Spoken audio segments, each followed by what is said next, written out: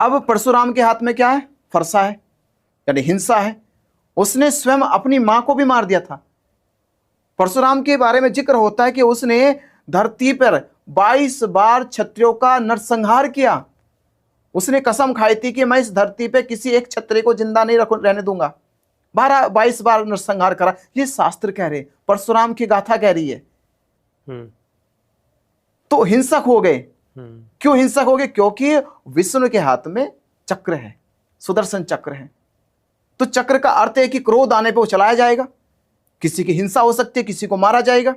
तो वो काम किसने किया? परशुराम ने भी किया। तो माना जा सकता क्या अवतार है, क्योंकि वो जैसे विष्णु है वैसे परशुराम है। हाँ। गुण तो मिल रहे, कुछ ना कुछ तो सिमिलरिटी तो है। उसके बाद राम आते हैं।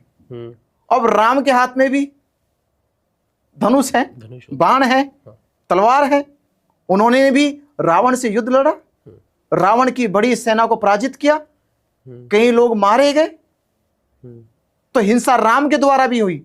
भले उसका कारण सीता रही हो, भले उसका कारण गृह युद्ध रहा हो, भले उसका कारण चाहिए क्या कि रावण बहुत बड़ा अपराधी था, पर हिंसा तो हुई, गुण तो मिले फिर भी।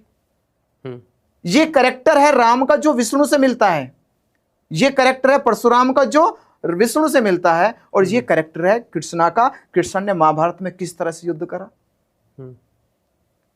अर्जुन से युद्ध करने की अपील भी करी, 5 पांडवों से अपील करी, कौरवों की सेना को धराशायी करवा दिया, कराया और सबने देखा। शिशुपाल की कैसी हत्या करी, कृष्ण के चक्र ने करी।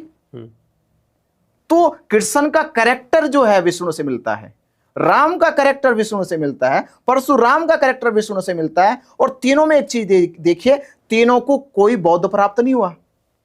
परशुराम ने कौन सी साधना करी? कोई साधना नहीं करी। जैसे जन्म लिया वैसे वो अवतार हो गया। राम ने कोई साधना करी, जैसे जन्म लिया वैसे अवतार हो गया। कृष्ण ने कोई साधना करी, जैसे जन्म लिया वैसे अवतार हो गया। अब बात करते हैं बुद्ध की, जिनको ये लोग अवतार कह रहे।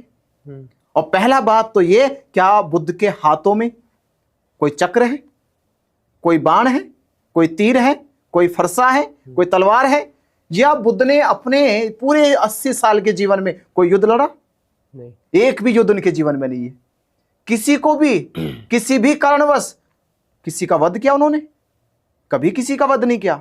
तो पहले तो कर्मों में भी, यानी कर्म, बुद्ध के कर्म और विष्णु के कर्म में धरती आसमान का फर्क है। तो किस आधार पे कहोगे आप कि बुद्ध विष्णु के अवतार है?